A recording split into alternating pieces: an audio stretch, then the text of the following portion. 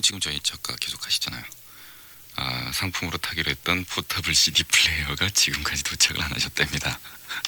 글쎄요, 저희 프로그램에 상품이 생기면 하나 보상을 해드릴까 지금 고려하고 있습니다.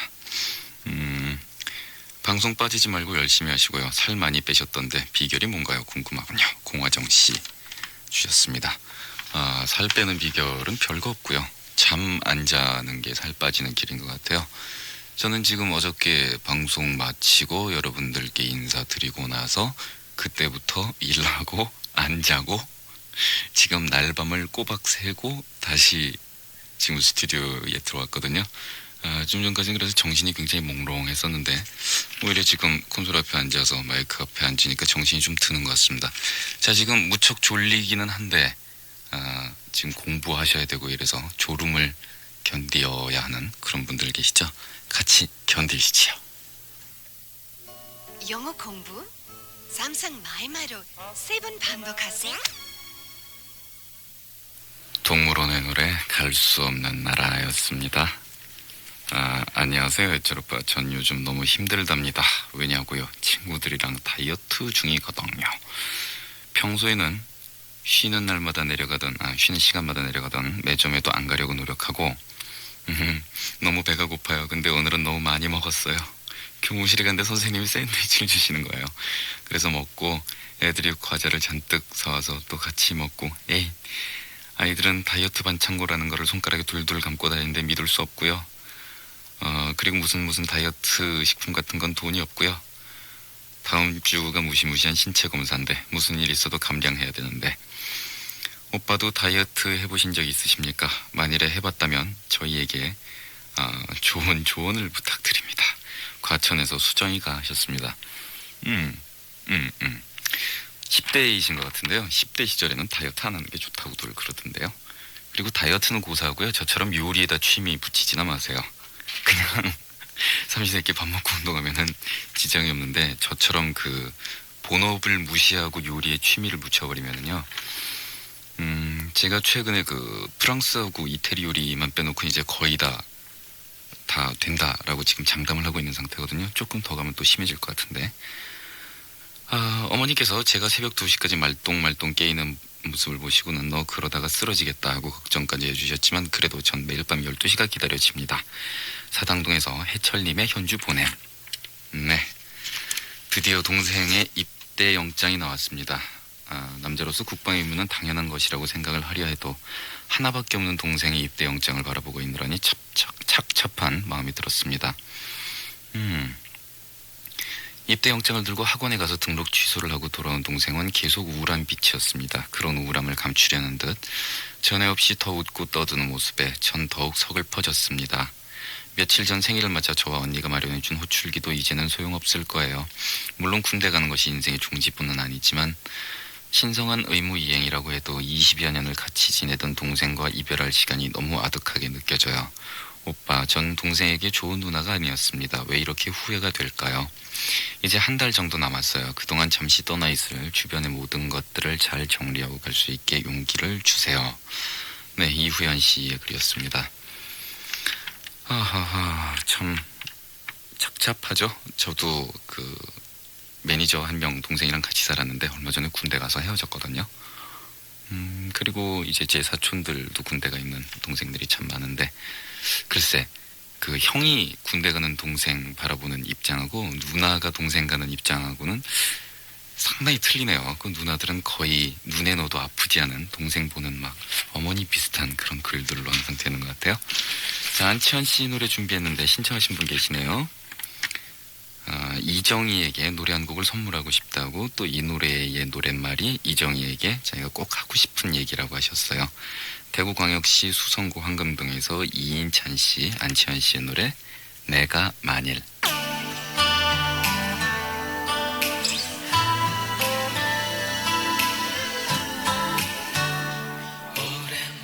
안치환 씨의 노래 내가 만일 그리고 오페라의 오랜만에 우리 전해드렸습니다. 안녕하세요, 회초리 형님. 아직도 나라라 황금박쥐라는 멋진 인사말을 쓰시는지요? 제가 음악도시에 팩스를 보낸 이래로 처음으로 회초리 형님에게 글을 씁니다. 방송 잘 듣고 있고 뒷북도 엄청 뒷북이지만 컴백을 축하드립니다. 그동안 아내란 PD님께 아양을 떠느라 인사가 늦는 그런 불충한 일을 저지르고야 말았습니다. 네, 이해합니다. 저도 아내란 PD한테 아양 떠느라고 정신없는 세월을 살고 있거든요. 왜냐하면 대학 선배라서. 이성진 씨 FX였습니다. 임의의 씨. 굉장히 멜랑꼬리한, 아닌가? 멜로딕한, 센티한, 뭐라고 얘기해야 될지 모르겠는데 진지한 글을 보내셨습니다. 묻고 싶습니다. 당신의 자유스러웠던 날에 지독히 외로웠었냐는. 네, 이 문장이 굉장히 눈에 보이네요. 글쎄요, 자유스러운 거하고 외로운 거하고는 정비례하는 거 아닌가요? 자, 잠깐 광고 듣고요. 그리고 레이 파커 주니어의 One-Sided Love Affair 준비했습니다.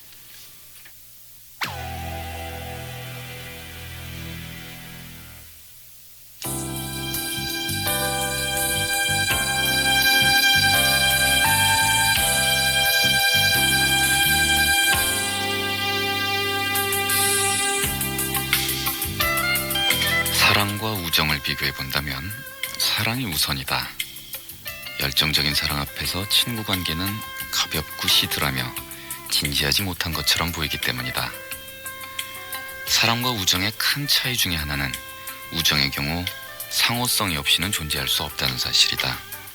당신이 당신에게 우정을 갖고 있지 않은 누군가에게 우정을 가질 수 없듯이 말이다. 반면에 사랑은 일방적인 기회를 마음에 품는 것과 같다.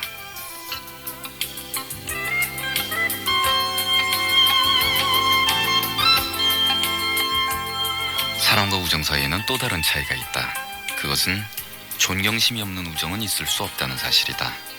만약에 당신이 비열하다고 생각하는 행위를 친구가 저질렀다면 그는 더 이상 당신의 친구가 아니다. 우정은 멸시에 의해 깨어질 수 있기 때문이다. 반면에 사랑의 열광은 사랑하는 존재의 어리석음, 비겁함, 비열함과 무관할 수 있다.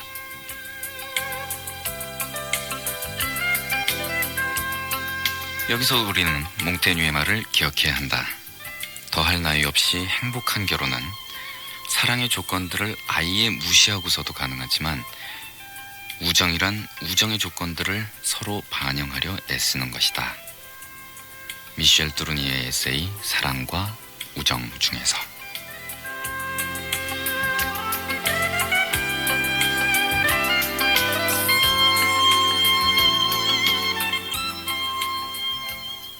자, 글쎄요. 사랑과 우정, 그 차이.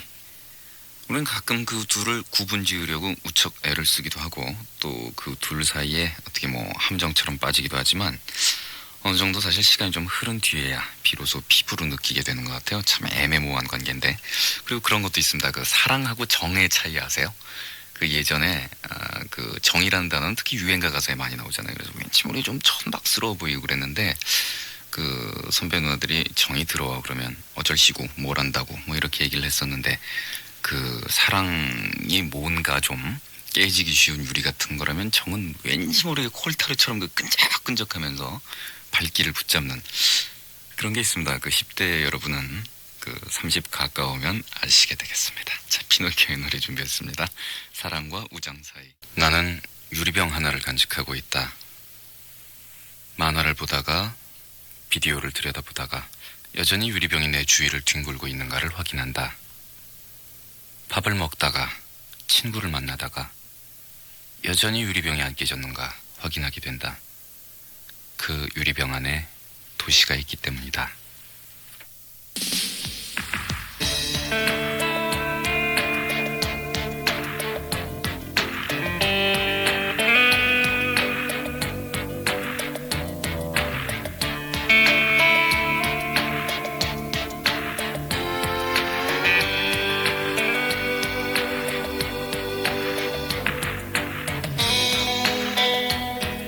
자, 지금 옆에 누군가와 함께 하고 계신 상태입니까? 아니면 혼자 계십니까?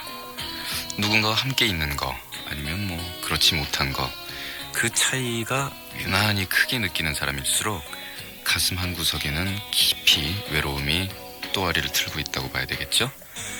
근데 외로움을 아는 사람 대부분은 그 외롭지 않았던 시절을 소중한 추억으로 이렇게 가슴에 새겨놓은 사람들이라고 하죠. 뭐 외로움 좀 어떻습니까? 이 하루 마감하는 이 시간대 끝에는 늘 제가 기다리고 있지 않습니까? FM 음악도시의 신해철입니다.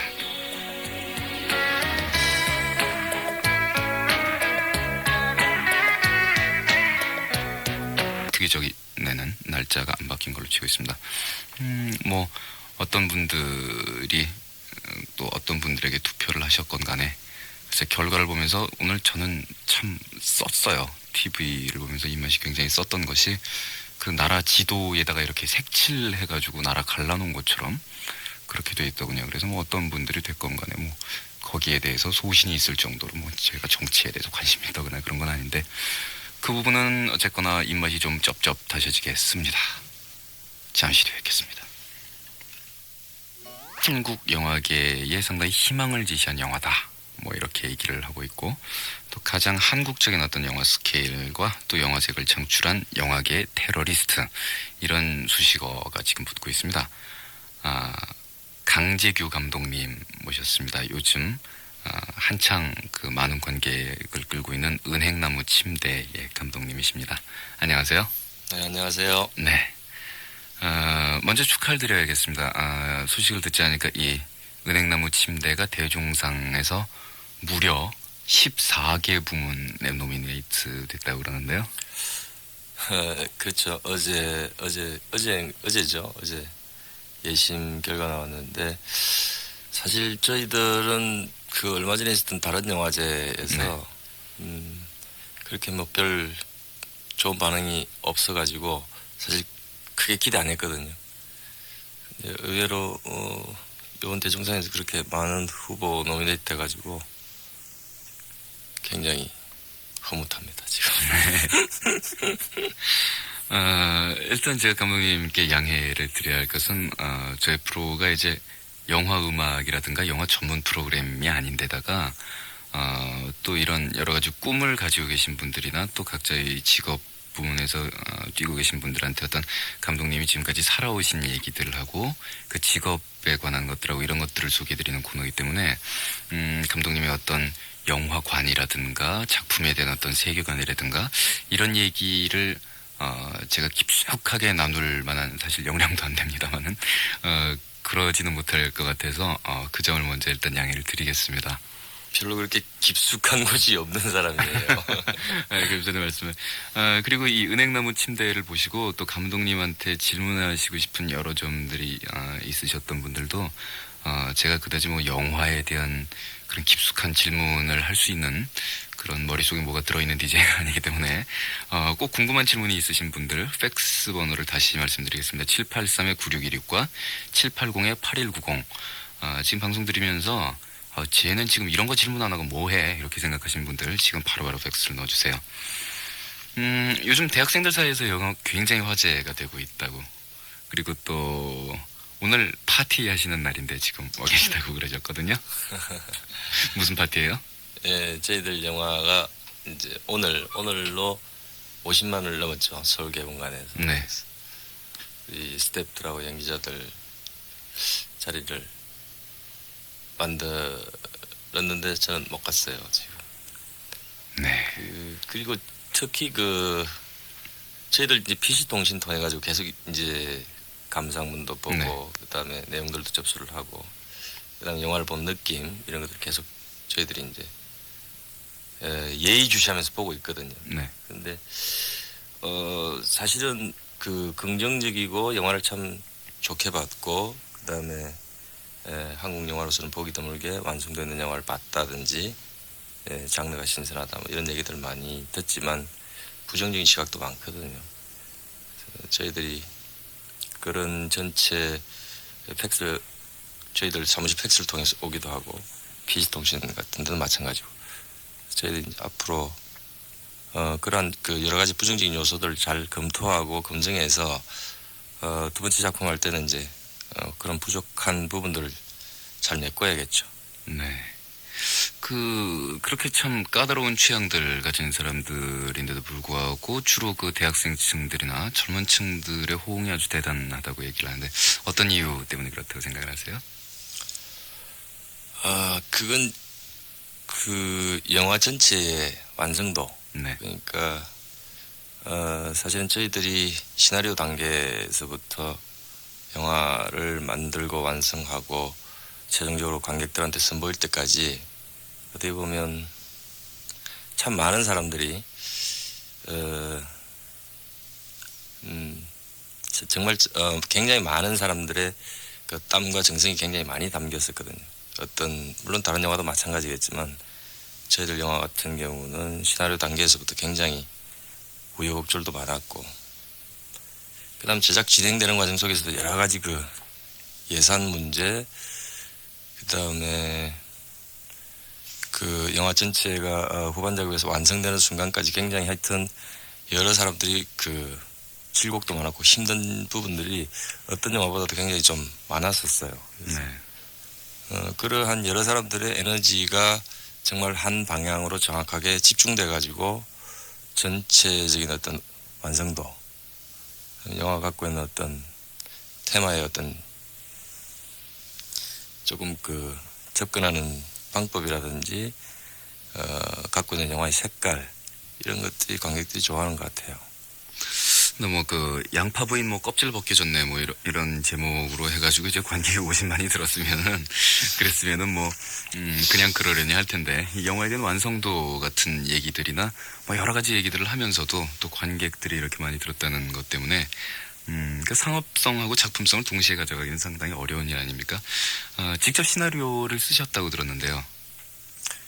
예, 처음에 이 작품 구상하게 된 게 지금부터 한 6년 전이죠. 6년 전에 처음에 영화에서 작업하면서 침대에 모티브를 얻어서 네. 처음에 아이템이 거기 출발을 했었고, 본격적으로 시나리오를 쓰게 된 것은 3년 전이죠. 93년도부터 한 1년 반 정도 작업을 했었어요. 시나리오를. 상당히 오랜 기간 작업을 하신 셈이네요. 그 장르 자체도 좀 생소했고, 네. 그다음에 다루고자 하는 내용 자체도 여러 가지 기술적인 부분, 그다음에 컴퓨터 그래픽이라든지 네. 특촬 뭐 이런 부분들이 사실 우리 영화 현실에서는 상당히 힘든 부분들이 많았거든요. 그래서 이제 그런 부분들을 영화 화면에 어떻게 융해시키고 담아낼 것인가 하는 부분들이 굉장히 힘든 부분이 많았기 때문에 네. 시나리오 작업 과정도 굉장히 좀 9차례 정도 수정할 정도로 진통도 많았고 시간이 좀 많이 걸렸죠. 그 기술적인 얘기 말씀 나왔었는데요. 이 영화에 컴퓨터 그래픽이 등장을 하잖아요. 네. 전부 국내 기술로 해결된 부분인가요? 사실 처음에는 그렇죠. 순수한 국내 기술이고 그 중에서 지금 그 처음에 이제 들판 장면 나오거든요. 그 들판 장면에 나오는 매만 미국에서 촬영을 한 거거든요. 매가 저희 나라에 아직 숙련된 매가 그렇게 없어가지고 그건 어쩔 수 없이 미국 가서 촬영을 했고, 그 외에는 순수하게 저희들 기술로 제작이 된 거죠. 네. 다들 그 뭐 아직 한국 영화에서 컴퓨터 그래픽은 아직 안 된다라고들 그런 것들이 중론이었었는데, 그 정도 완성도를 끌어내시기 위해서 참 애로사항이 많으셨겠다라는 짐작이 좀 갑니다. 아직 이 영화를 안 보신 청취자분들을 위해서 이 영화의 스토리를 간단하게 설명을 해주시겠어요? 이게 여기 현실에 일단 현실 부분에 나오는 그 수연이라는 인물이 있거든요. 수연이라는 인물은 대학 강사고 네. 석판화가고, 네. 그다음에 현실 그 사귀고 있는 그 여자친구가 선영이라는 역할인데 외과 의사고요. 네. 그 두 사람이 현실 속에서 아무 문제 없이 네. 두 사람 사랑을 나누고 있다가 네. 어느 날 하여튼 우연한 계기로 침대 하나를 자기 집으로 갖고 오게 돼요. 네. 근데 그 침대 속에 미단이라는 과거의 여자, 네. 천년 전의 여자의 영혼이 깃들여 있죠. 그래서 그 침대를 구입하면서부터 생기는 얘기를 풀어 나가게 되죠. 네. 그래서 그 침대로 인해서 그 미단이라는 여성은 그러니까 과거에 인연이 닿았었던 공주님이던가요? 네, 공주죠. 네. 그 어느 나라로 설정을 하셨어요? 원래 이제 시기적으로 그걸 맞춰보면 사실 고려 시대거든요. 네. 저희들이 정확하게 천년전은 아니고 네. 처음에 공주로서, 그다음에 공중학사로서 황장군으로서 존재할 때가 네. 존재했다가 그 위에 은행나무로 환생했다가 다시 황장군은 매로 환생했다가 네. 그것이 다시 현실에 오기까지 네. 우리 시나리오 속에서는 정확하게 한 800년 정도 되는 것 같아요. 800~900년. 그런데 그게 영화를 포장하는 과정에서 네. 800년 그러니까 애매하니까 1000년이 어감은 네, 훨씬 1000년. 멋있죠. 쉽고 그래서 1000년이 된 것 같은데. 그렇군요. 자, 그럼 여기서요. 음악 한 곡을 듣고 말씀을 계속 나누겠습니다. 사실은 이 은행나무 침대의 음악을 준비를 했어야 되는데 강재유 감독님께서 다 가지고 있겠지 하고 그냥 오시고 저희는 레코드실이 지금 닫힌 상태에서 왔기 때문에 오늘 이렇게 말씀을 나누면서도 우습게도 은행나무 침대의 음악이 전혀 준비가 안 됐습니다. 청취자 여러분들께 사과를 드려야겠는데 일단은 그 영화 탑건의 주제가를 그냥 골랐어요. 베를린의 현주 노래입니다. Take My Breath Away.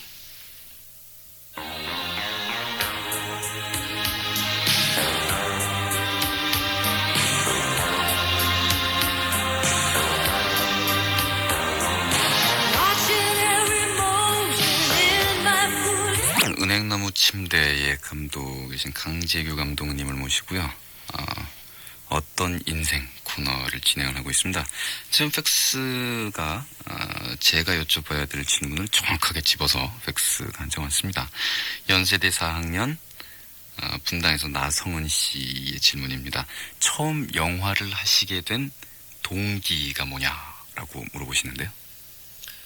동기요? 네. 동기? 예, 영화를 하시게 된 동기.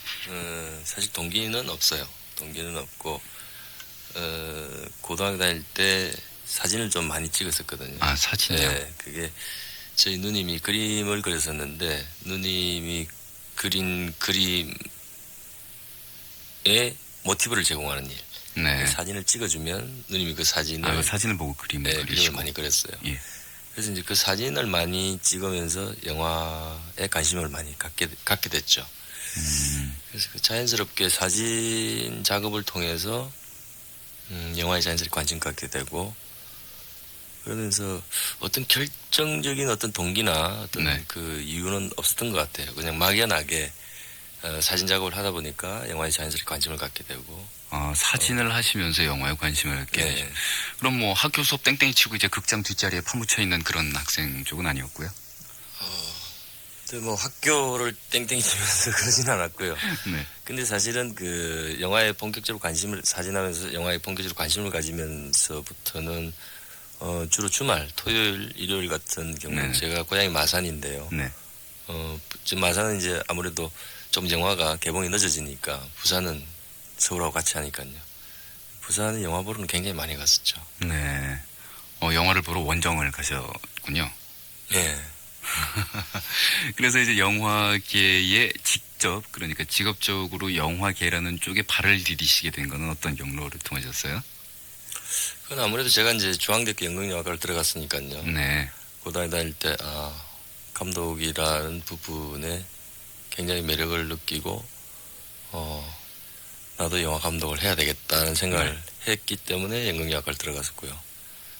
그래서 사실은 다른 사람들 보통 이제 연극영화과 다닐 때도 연출 전공이라 하더라도 사실 자기 진로에 대해서 많이 고민하거든요. 네. 예를 들어서 뭐 방송국 PD를 한다든지 네. 뭐 CF나 다른 쪽에 프로듀서나 감독을 한다든지. 저는 그런 문제 때문에 갈등해 본 적은 없었던 것 같아요. 오로지 나는 영화 감독이다. 그러나 그 또 더 애매한 것이 그 방송국 프로듀서는 프로듀서 시험이 있지만 영화 감독은 대학 졸업한 다음에 영화 감독 시험에 응시하는 것은 아니지 않습니까? 그러네요, 정말. 그러니까 공부가 하기 싫어서 영화 감독할 수도 있겠네요.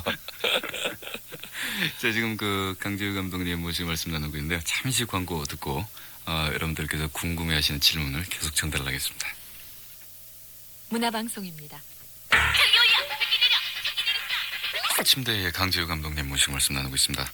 하여간 그래서 그 감독은 시험 친다고 해서 되는 게 아니니까 그 뒤에 이제 감독이 되기 위한 그런 여러 가지 과정을 거치셨을 텐데 어떤 일부터 시작을 하셨어요?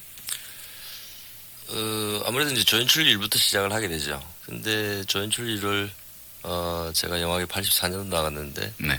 84년 가을부터 시작해서 한 3년 했었어요. 한 3년, 네. 4년 정도 했었는데 정말 괴로웠었어요. 굉장히 괴로웠어요. 그게 거의 막노동에 가까운 일도 있고 그렇지 않아요?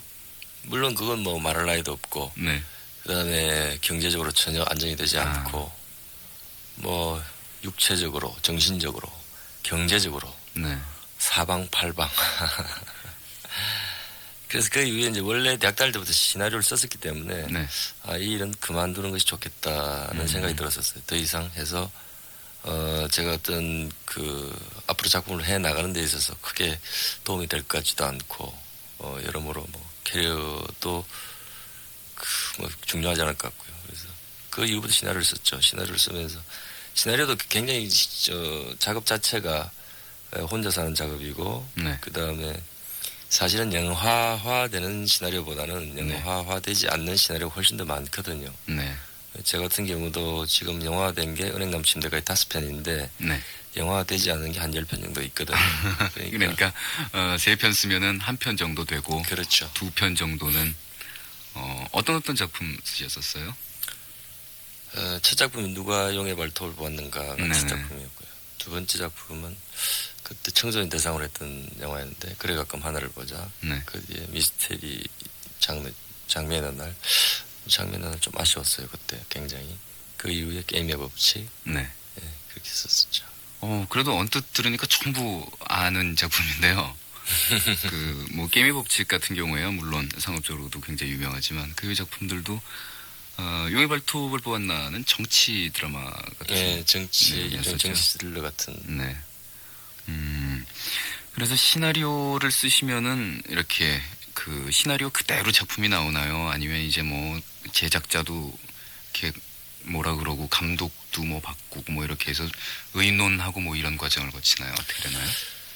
물론 이제 시나리오 쓸 때 의논하죠. 충분히 의논하는데 사실은 이런 부분들이 영화 선진국 같은 경우에는 거의 시나리오대로 영화가 찍혀지거든요. 네. 저희들 같은 경우는 전혀 그러지 못해요. 그러니까 시나리오 작가가 쓴 내용을 또 감독, 제작자 또는 뭐 어떤 다른 형태로 굉장히 변형된 작품을 나중에 보고 굉장히 당혹해하는 경우가 굉장히 많죠. 본인은 전혀 그런 식으로 쓰지 않았는데 그렇죠. 나와 보니까 네. 띠용하는 경우가 있군요. 네. 그럴 네. 경우에는 어떻게 뭐 항의하십니까? 아니면 뭐 이제 그게 원래는 이제 사실 제일 정상적인 방법은 시나리오 작가 시나리오를 쓰면 네. 만약에 감독이나 프로듀서가 네. 이런 부분을 이렇게 수정을 했으면 좋겠다라는 판단이 있으면 네. 그것을 시나리오 작가와 합의하에 네. 수정하도록 돼 있는 거거든요. 네. 근데 저희들은 사실 그렇게 하는 경우 거의 없어요. 감독이 독단적으로 주로 수정하고 감독이 요거 네. 바꿔. 그렇죠. 그렇게 해서 보통 감독이 수정하는 경우가 더 많죠. 시나리오 작가에게 의뢰해서 수정하는 경우도 있지만 네. 최종적으로 콘티 과정에서 감독이 독자적으로 주로 수정을 하죠. 네. 그래서- 우리나라에는 상당히 감독의 왕이군요. 예, 좀 그런 편이죠. 굉장히. 그래서 야 이거 내가 감독을 하는 수밖에 없겠다 해서 감독을 하신 거 아닐까요?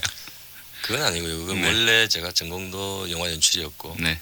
영화를 하기 위한 방편으로 또는 내 스스로 스타디하기 위한 방편으로 시나리오를 썼기 때문에 네.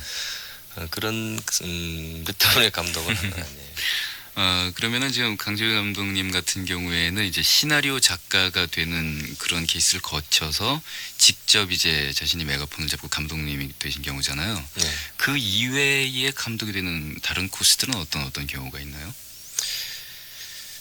할리우드 같은 경우에는 이제 좀 많은 케이스가 연기자들이 메가폰을 잡는 경우가 많고요. 그다음에 촬영 기사, 편집 기사 이런 부류의 사람들이 연출자로서 데뷔한 경우들도 많죠. 그런데 이제 제일 많은 방법은 사실은 네. 우리나라 같은 경우에 어떻게 보면 도제식에 의해서 네네. 조감독을 해서 감독을 하는 경우가 많지만 네. 사실은 그건 전 세계적으로 볼 때 굉장히 일반적이지 않은 케이스거든요. 네.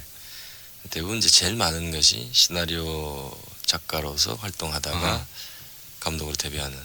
그러니까 그게 왜 그러냐면 어차피 그 시나리오의 속성 자체가 영화라는 매체 자체가 이 시나리오라는 설계도를 토대로 해서 이루어지는 네네. 것이기 때문에 사실은 제일 영화를 쉽게 그리고 가장 정확하고 일반적으로 접근할 수 있는 방법 그리고 창구 자체가 시나리오거든요. 그래서 시나리오에서 잘 훈련되고 단련되어진 사람은 좋은 영화를 찍을 수 있는 가능성이 훨씬 높죠. 그러니까 그 루트를 통하고 그 방법을 선택하는 것이 감독으로 가는 가장 어떻게 보면 현명하고 좋은 방법일 수 있죠. 가령 뭐 그래서 이제 카메라를 다루시던 분이 이 촬영을 하시던 분이 감독이 된 경우에는 이제 화면이 뛰어나다든가 예.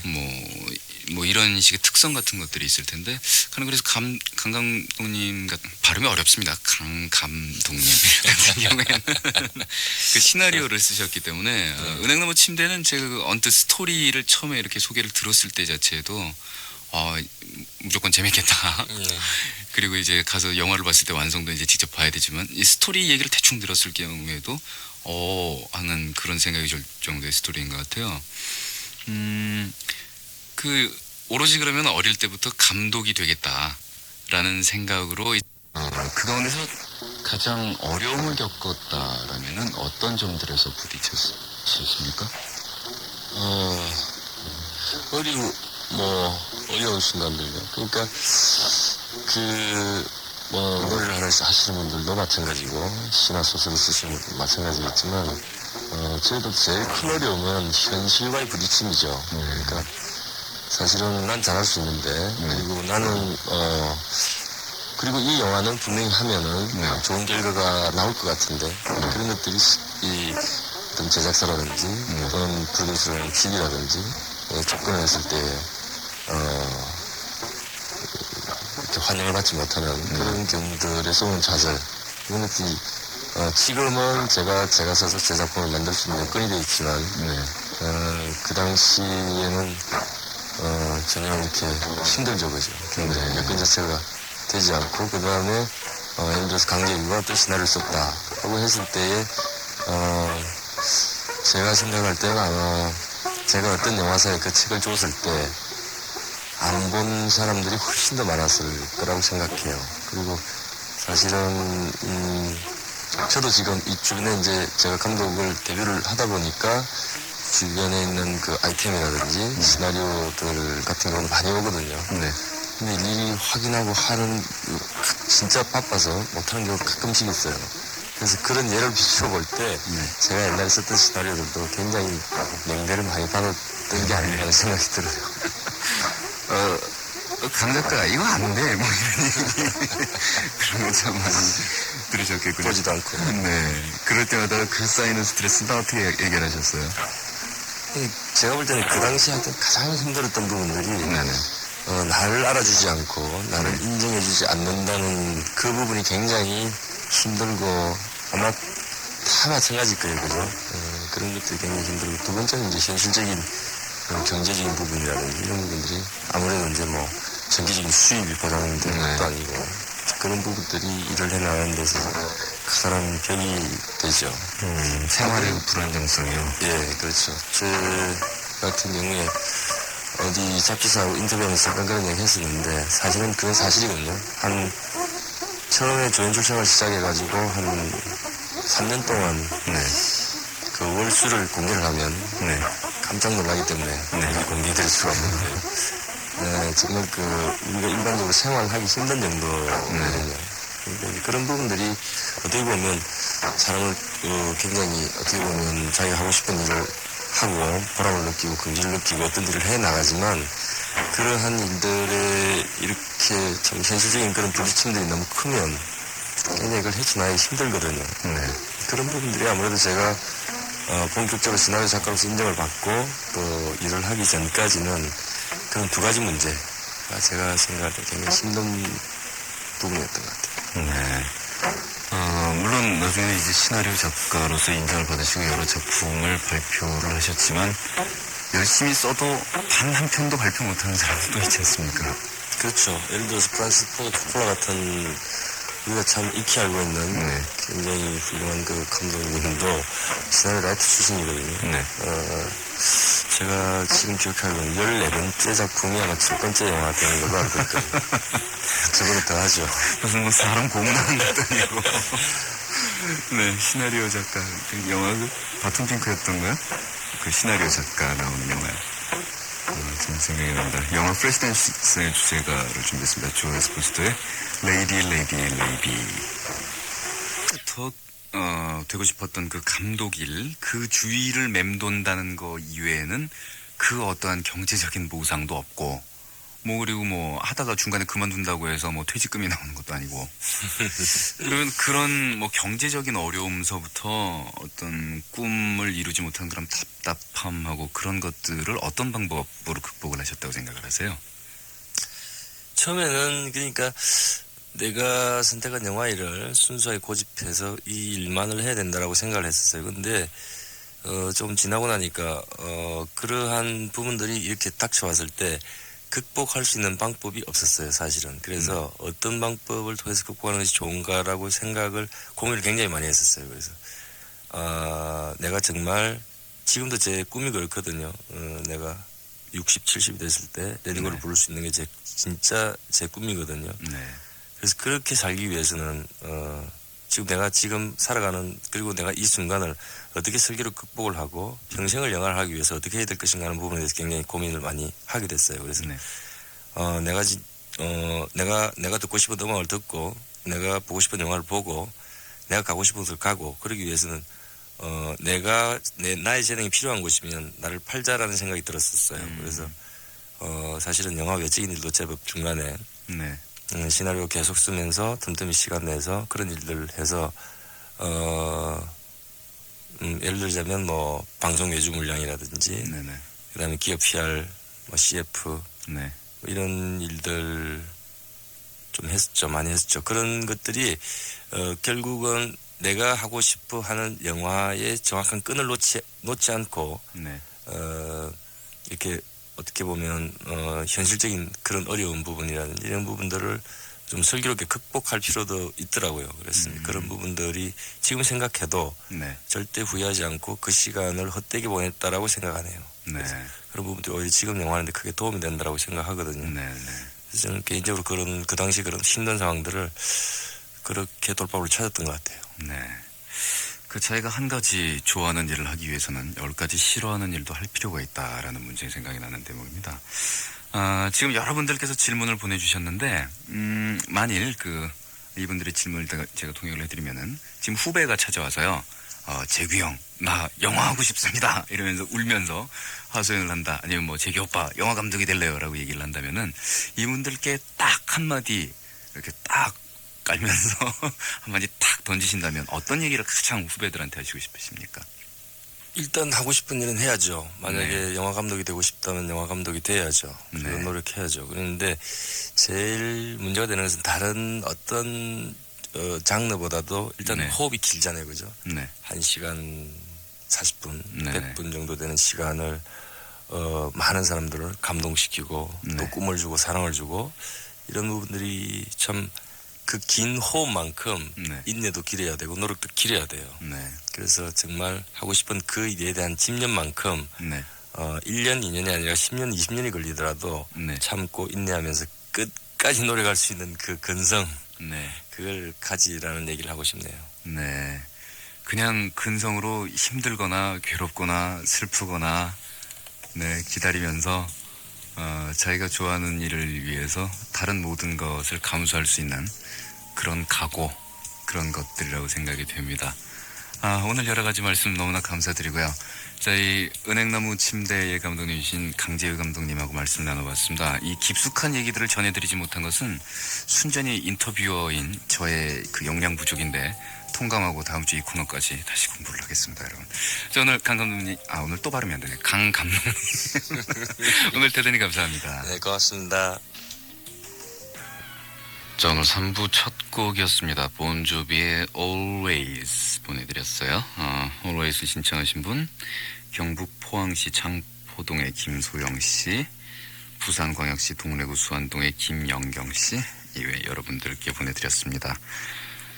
매일매일 이렇게 좋은 음악들을 들려주시느라 수고가 많습니다. 별말씀을. 오늘은 정말 오랜만에 느껴보는 화창한 봄날이었습니다. 거의 집에만 붙어 있었던 저에게는 남다른 하루였답니다. 저는 집에서 조그마한 일들을 하면서 나름대로 공부하는 중이라 라디오를 매일 듣는 편이랍니다. 조금 전에 제 아내에게 호된 꾸지람을 들었답니다. 아내랑 장난을 치다가 실수로 고민형의 팔을 뽑아버렸지 뭡니까. 울고불고 난리가 난 거죠. 뭐 그런 거 가지고 그러냐고. 말 못하는 고민형이지만 얼마나 아플까 하고 막무가내였어요. 하하, 그런 아내를 보니 더욱 사랑스럽더군요. 아내의 그런 순수한 마음을 달래고자 이렇게 글을 올린답니다.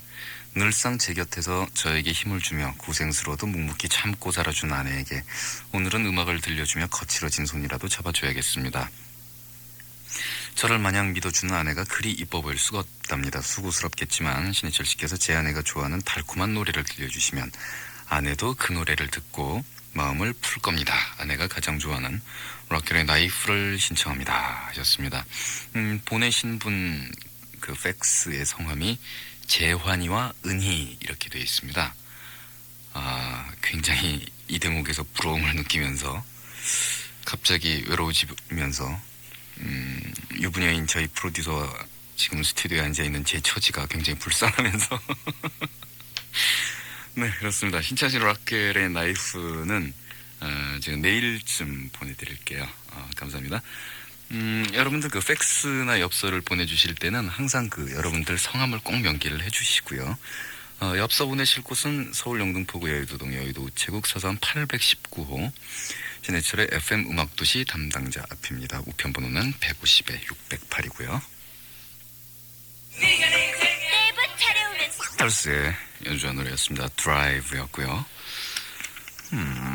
FM 음악도시를 사랑하는 연인으로부터 그냥 이렇게 쓰셨습니다. 그리고 큰 글자로 지역 FM 음악도시 소속 MBC 성명 신해철 위의 사람은 제15대 총선에 압도적으로 당선되었음을 알려드립니다 하셨습니다. 그래서 에치맨이 있었는데 글쎄요. 저는 뭐 15대 총선 이런 거는 정말 시켜줘도 안 하렵니다. 그 대신에 대통령 시켜주면 한번 하지요. 다음번 대선에 음악도시당 당수 자격으로 한번 출마할 테니까요. 그 출마 요구 연대의 성명 한번 보내주십시오. 네, 잠시 노이즈를 꼈습니다. 신해철의 음악도시의 애청자입니다. 오늘 밤은 난생 처음으로 팩스로나마 라디오 방송에 참가를 하고 싶어서 이렇게 글을 씁니다. 오늘은 선거날이었지만 제가 근무하는 곳이 학원인 탓에 쉬지를 못하고 며칠이 있을 자격증 시험에 대비하여 학원생들과 보강 수업을 했답니다. 제가 학생이었을 때는 몰랐는데 이제 직접 가르치는 입장에 서다 보니 답답한 마음이 들 때가 한두 번이 아닙니다. 특히 학원이란 곳은 자신들의 필요에 의해 다니는 곳인데도 수업을 하기 싫어하는 학생들을 볼 때마다 과연 이것이 우리나라 학생들의 모습인가 싶어 한숨이 나올 때가 많습니다. 저를 가르치시던 분들도 같은 생각을 하셨을 거라 생각을 하니 길러주셨던 부모님과 선생님들께도 정말 죄송한 마음뿐이랍니다. 그래서인지 전 수업을 하기 싫어하는 학생들이 남처럼 여겨지지가 않습니다. 오히려 그들을 더욱 사랑하게 되고 그들의 앞길이 더욱 염려될 뿐이랍니다. 신해철 씨, 과연 제가 그들에게 좋은 선생님으로 남을 수 있을까요? 청주시에서 이정희 씨였어요. 너무 예민하게 좌절하시지 않으셔도 될 것 같은데요. 제가 알기로는 그 인류라는 영장류 동물이 지구상에 등장한 이래 학생들이 공부를 자기 좋아서 한 적은 한 번도 없었다고 생각이 되는데요. 학생들도 다 생각이 있겠죠. 그리고 수업에서 또 꾸벅꾸벅 조는 학생들도 다른 데서 자기 재주를 찾거나 아니면은 안 보는 시간에 다 공부를 하시고 계시겠지요. 난 대학 1년생, 그 누구보다도 편한 고3 생활을 했다. 편하다 하면 육체적인 고통이 없었음을 말한다. 내겐 희망이 없는 것처럼 느껴질 때가 많았기 때문이다. 포기라는 말은 내게 무한한 휴식이 되어줄 것이라 믿었던 때가 바로 1년 전 오늘이었다. 난 오늘 그것을 알 수 있었다. 일기장에서. 요즘 나의 관심사는 나 아닌 다른 사람의 일에 있다. 오래된 여자친구다. 그 아이 집에 안 좋은 일, 어떤 일인지 구체적으로 물어보거나 들어본 적은 없지만 집을 잃고 밖에 나앉았다. 그 안 좋은 일이 있어서 많이 힘들어하고 있기 때문이다. 이 일로 난 많이 울고 싶었다. 내 일처럼 느껴져서가 아니라 사랑하는 친구가 내가 전에 느꼈던 힘겨움을 그대로 똑같이 느껴야 할 걸 생각하면 세상이 밉기만 느껴지기 때문이다. 그 아이는 영화처럼 살고 싶다 한다. 그 아이의 동생은 돈을 많이 벌고 싶다 한다. 난 우리, 가로 열고 나와 그 아이가 사람답게 살고 싶다. 오늘 난 오랜만에 아주 강렬한 자신감에 사무친다. 세상을 다 흔들어 볼 수 있을 것만 같은 무서운 자신감. 나는 나의 미래를 바꿀 수 있다. 오늘도 나는 조그만 창고 안에 웅크리고 있을 민경이를 생각하며 하루를 끝낸다. 대전시에서 용범 씨의 팩스였습니다. 멋있네요. 확실히 그 남자들의 어떤 힘의 원동력은 자기를 지켜보고 있는 사람들한테서 많이 나오는 것 같아요. 그래서 그 총각들의 어떤 일하는 근성하고 집에 가면은 토끼 같은 자식들과 여우 같은 와이프가 기다리는 그 책임감을 느끼는 사람들의 태도는 그렇게도 틀린지 모르겠어요. 자, 노래 한 곡 보내드리겠습니다. Calling You 였습니다. 모래 폭풍이 부는 사막 한가운데 있는 바그다드 카페를 배경으로 했던 영화 바그다드 카페의 주제곡이었어요. 자, 이번에는 유소운드루와 그리고 낸 체리의 듀엣입니다. 7 Seconds. 프랑스를 주 활동 무대로 해서 이제는 세계적으로 유명해진 유소운드루의 노래였습니다. 지금 팩스가 한 장 도착을 했는데 모든 걸 혼자의 힘으로 감당하려고 하니까 정말 어렵습니다. 이런 사실을 알아주는 이는 없고 해서 신해철 씨께 이렇게 팩스로 보냅니다. 전해주십시오. 난 지금 시간이 필요하다고요. 그리고 사랑한다고. 연화야 사랑해. 전남 목포에서 최일남 씨. 분위기 있는 곡으로 틀어주세요 하셨습니다. 음악을 쫙 깔고 이걸 읽어드릴 걸 그랬나요? 쏟아지는 업무에 시달리는 것도 이젠 한계가 오는군요. 네, 저희 동물사육장 최정식 대장님과 곰순이 선영, 곰탱이 저, 우리 개발부 팀과 함께 듣고 싶어요 하셨습니다. 전 동물사육장이라 그래서 정말로 동물사육장에 근무를 하신 줄 알았더니 별명들이 전부 곰자가 들어가시는군요. 선영아 조금만 고생하자. 일산에서 구정미 씨 보내셨고요. 여기는 대전이고요. 저는 회사 감사 준비하느라고 아직 퇴근 전입니다. 김경옥 씨 23세. 김경옥 씨 23세 미혼 이렇게 쓰셨는데 이런 팩스거든요. 근데 그 인쇄가 좀 흐릿하게 나와서 재혼으로 보이는 거였죠. 그래서 뭐 재혼을 왜 그렇게 강조를 해서 쓰셨나 지금 그렇게 보고 있었어요. 저는 능력이 없어서 휴일에 회사 나오는 것도 부족해서 밤을 꼬박 새워야 하는 운명에 처해 있습니다. 우리 실장님께서는 먹고 힘내서 일 열심히 하라고 햄버거, 빵, 과자만 잔뜩 사주시고 1시간 전에 집에 가셨습니다. 아이고 내 팔자야. 기운나는 음악을 한번 틀어주십시오 하셨습니다. 자, 준비된 음악은 이글스의 I Can't Tell You Why입니다. 청하신 분 서울시 동작구 사당 3동의 이무영 씨도 같이 들어주세요.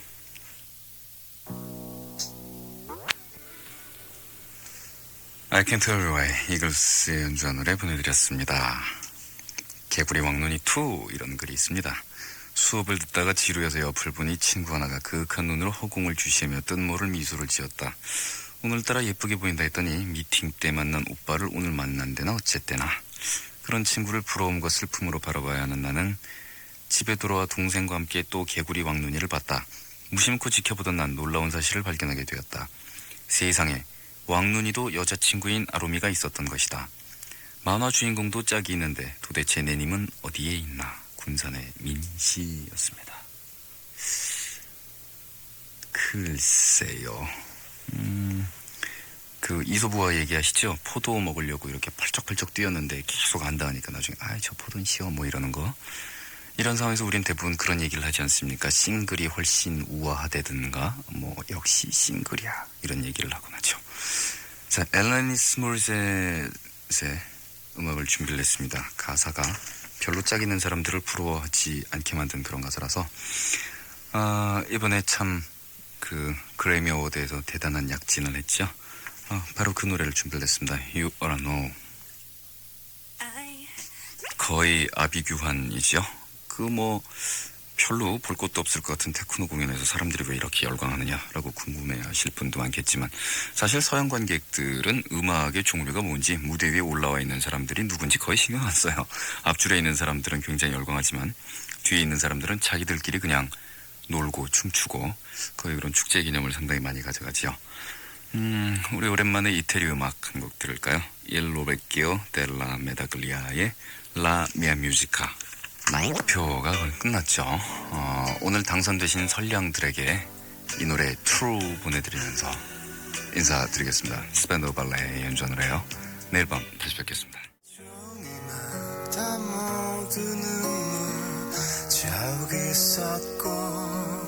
어떤 일기들은 앉아 있었지. 소리 없이 일기들을 써왔을 거야. 누군가를 혼자 사랑한 이야기. 바람과 구름으로 채워진 어느 날 목적 없는 차표를 하나 사고 투명한 유리 창가에 기대어 앉아서 슬픈 생각들을 잊는 거야. 입김을 불어 누군가의 이름 적지만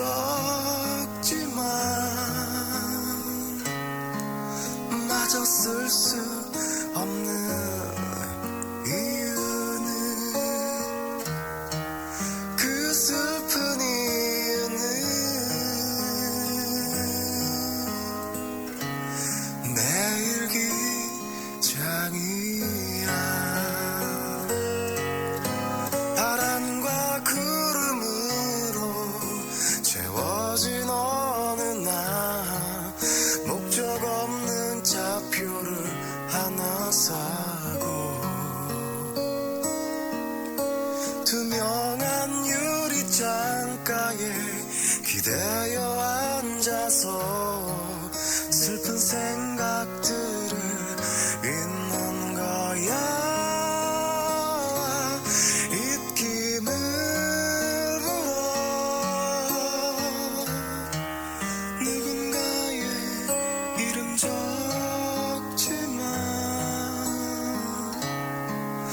마저 쓸 수 없는 이유는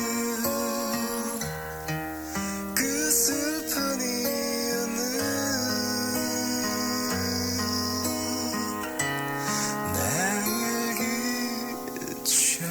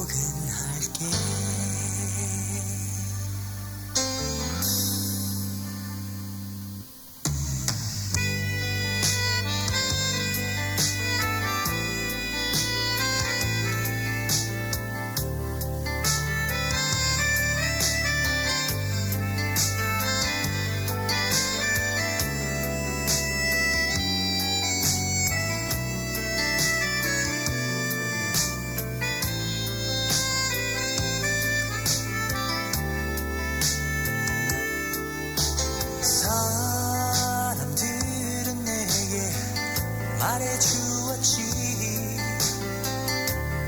우리처럼 오랜 사이일수록 작은 일에 이별을 한다고 불안한 듯 걱정스러운 눈빛들 이제 다시 생각나. 인연이 아니겠지. 우린 너무 다르다며 널 지우려 애써 보지만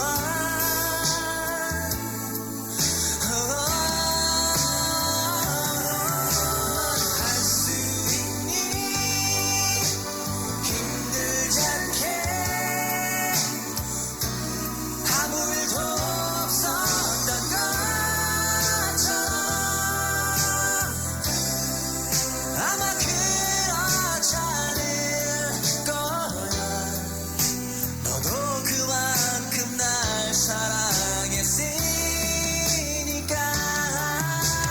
돌아와줘 예전처럼. 더 이상 부담스러워 말고 누구보다도 내게 익숙한 나의 품으로 와주려. 이제는 좀 더 포근할게.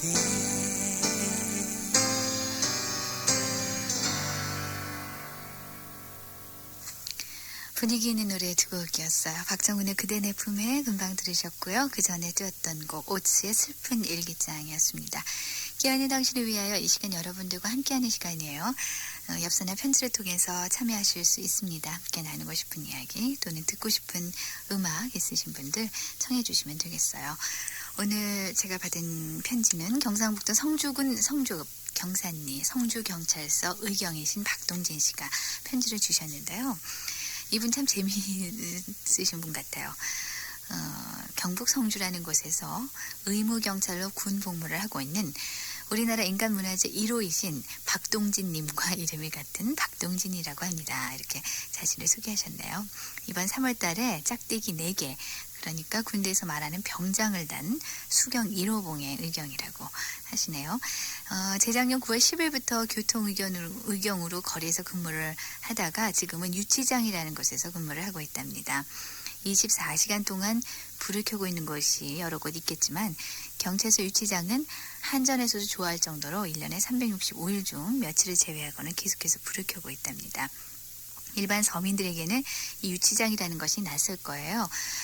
교도소로 가기 전에 경찰서에 머물러 있는 곳이라고 생각하면 될 거라고 설명까지 해주셨어요. 예, 여주경찰서 유치장은 전 후반으로 나눠서 근무하는데 저는 후반에 주로 근무를 합니다. 그래서 한 달에 서너 번을 제외하고는 매일 깨어있는 당신을 위하여 들으셨다고 그러셨네요. 그래요. 고맙습니다. 그러면서 강영은 씨 알고 계세요? 우리나라 각 경찰서 유치장 의경 중 두서너 명이 매일 강영은 씨의 목소리를 청취하고 있다는 것을 하셨는데 그래요? 전 몰랐었죠. 물론. 고맙습니다. 이렇게 제 목소리 들어주시고 이 시간을 아껴주시니까 정말 고마워요. 이 시간에 음악 듣고 있으면은 왠지 바쁘게 돌아가는 것들이 느긋해지고 여유가 생긴다고 하셨는데 앞으로도 여러분들 모두에게 좋은 그런 시간으로 꾸며가도록 노력을 하겠습니다. 박동진 씨 시간대가 좀 바뀌었죠? 깨어있는 당신을 위하여 4시부터 5시까지 저 강영은 아나운서가 진행을 하는데요. 앞으로도 많이 사랑해 주시면 고맙겠습니다. 청해 주신 노래 띄울게요. 유지연입니다. 사랑과 평화.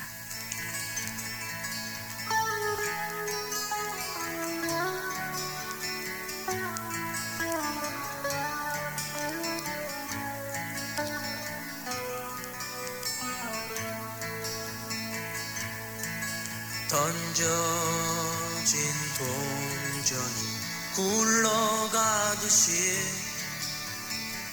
새들이 하늘을 날아가듯이 내 혼자 일에는 나의 마음껏 그렇게 지내왔어. 창문 너머로 나를 부르는 한가닥 실바람에 나는 살고 싶어 난 주고 싶어 온누리에 깃든 사랑 보고 싶어